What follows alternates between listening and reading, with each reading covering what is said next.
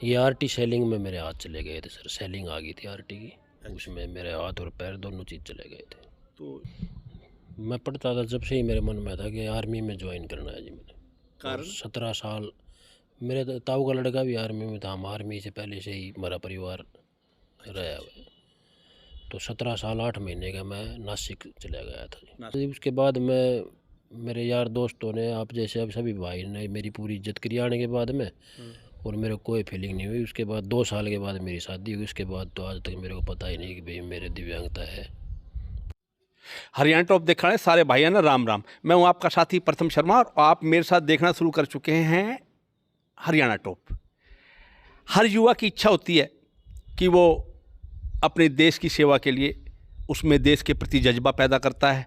और कई युवा ऐसे भी होते हैं कि अपनी मेहनत के बलबूते पर देश की सीमाओं की रक्षा करने के लिए सेना में ही भर्ती होते हैं। एक ऐसे ही सेना के जवान हैं हमारे बीच में, प्रवीण यादव जी, गांव खेड़ी खुमार से, जो जज्बा लेकर के सेना में भर्ती हुए और कारगिल युद्ध के दौरान, ऑपरेशन विजय के दौरान, उन्हें अदम्य साहस का परिचय दिए जाने के दौरान जो है उन्हें अपने दोनों हाथों से हाथ धोना पड़ा था।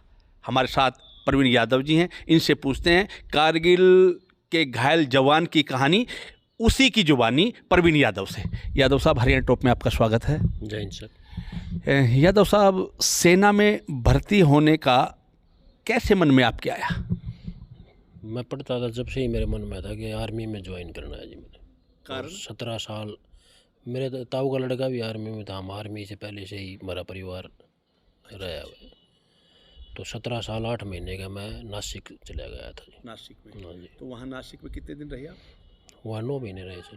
तो उसके बाद कारगिल युद्ध उसके बाद आया या? नहीं, वो उसके बाद मैं फरीदकोट पोस्टिंग हुई मेरी। अच्छा। फरीदकोट के बाद 97 में हम ग्लेशियर में गए थे। उसके बाद मैं 1999 में हम उतरते वक्त कारगिल और द्रास के बीच में चुलंका पोस्ट, उस पर मैं पोस्टेड थी मेरी। जी। हाँ जी।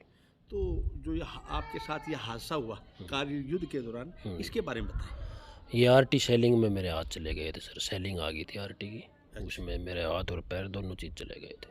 तो जिस समय आपके साथ ये हादसा हुआ तो किस प्रकार का आपको महसूस हुआ कि सेना के प्रति जो जज्बा था वो आप सेना की वो अपना जज्बा जो है पूरी तरह से निभा नहीं कर पाए, तो क्या दुख नहीं हुआ? मैं उस टाइम पे ऐसा कुछ नहीं हुआ कि भाई चोट लगी है। उस टाइम पे ये था कि भाई जो पोस्ट कैप्चर है वो छुटानी है, लेकिन मेरे सरों में ही चोट लगी थी। मैं ज़्यादा दिन लड़ाई में रह नहीं पाया। अच्छा, अच्छा। मेरा 6 जून 1999 में मेरा चोट लगी थी। चोट। तो जैसे ही दोनों हाथ आपके चले गए तो बताते हैं, मेरी तरफ से आप थोड़ा फील ना करना, कि बताते हैं कि आपकी सगाई हो चुकी थी हाँ जी। और इसकी वजह से, दिव्यांगता की वजह से आपकी सगाई भी टूट गई थी, ऐसा भी कोई मामला हुआ था? हाँ सर, होया था वो। उन्होंने मेरे से पूछा था, मैंने मना कर दिया था कि उस टाइम में इस लायक नहीं था कि किसी का साथ दे पाऊँ। हाँ जी। तो जैसे दिव्यांगता आपके सामने, तो रूटीन की प्रक्रिया, रूटीन की ज़रूरतें किस प्रकार से पूरी करके परिवार का आपको सहयोग मिलता है, किस प्रकार का सहयोग मिलता है? हाँ जी। उसके बाद मैं मेरे यार दोस्तों ने, आप जैसे अब सभी भाई ने मेरी पूरी इज्जत करी आने के बाद में। हाँ। और मेरे को कोई फीलिंग नहीं हुई। उसके बाद 2 साल के बाद मेरी शादी हुई। उसके बाद तो आज तक मेरे को पता ही नहीं कि भाई मेरे दिव्यांगता है। पूरी सेवा करने बच्चे, तो इसका मतलब पत्नी का आपको पूरा साथ मिला है। पूरा साथ मिले। आप बताएं कि पति की सेवा करती है, सहजता से किस प्रकार से ये अपना सारा बीड़ा उठा पाती है? बताओ। रूटीन में क्या आपको दिक्कतों का सामना नहीं करना पड़ा? नहीं नहीं, बिल्कुल भी नहीं। जैसे बच्चों को पढ़ा रहे हैं, बच्चे भी हैं उनको पढ़ा रहे हैं, किसी प्रकार की कोई समस्या आपके बीच नहीं। में आ रही है, तो क्या कभी मन में ये बात नहीं कचोटती कि जैसे और लोगों का जीवन सहजता से भरा है, सुखों से भरा है, आपके जीवन में इस प्रकार की दुखों की? ना, कोई दुख नहीं है सर, मैं खुश हूँ। तो समाज को क्या संदेश देना चाहते हैं?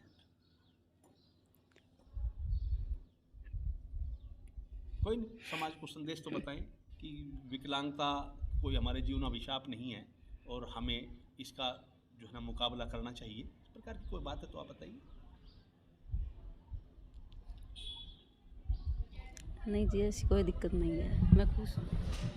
तो ये इनकी थी गृहिणी प्रवीण यादव जी की, जिन्होंने बताया कि मैं अपनी लाइफ से खुश हूँ और मेरा जीवन अपने पति के प्रति, प्रवीण यादव के प्रति समर्पित भाव है। और प्रवीण यादव जी ने भी कहा है कि मैं मानता हूँ कि जिस समय मेरे साथ यह हादसा हुआ उस समय मुझे कुछ समस्याओं का सामना करना पड़ा, कुछ परेशानियों का सामना करना पड़ा था, लेकिन और उस दौरान मैंने ये गलत है कि मेरी शादी टूट गई थी। मैंने ही ये मना कर दिया था कि मैं किसी का जीवन बर्बाद नहीं करना चाहता, लेकिन बाद में जब मेरे यार दोस्तों ने और समाज के लोगों ने आकर के मुझे समझाया तो मैं रिश्ते के लिए भी राज़ी हो गया, शादी के लिए भी राज़ी हो। और आज मैं अपनी पारिवारिक लाइफ से, अपनी पत्नी से, अपनी बच्चों से इतना खुश हूँ कि मुझे किसी प्रकार की विकलांगता, दिव्यांगता का जो है ना, किसी प्रकार से सामना नहीं करना पड़ता। मैं अपने जीवन से, अपने लाइफ से खुश हूँ। हरियाणा टॉप के लिए गांव खेड़ी खुमार से प्रथम शर्मा।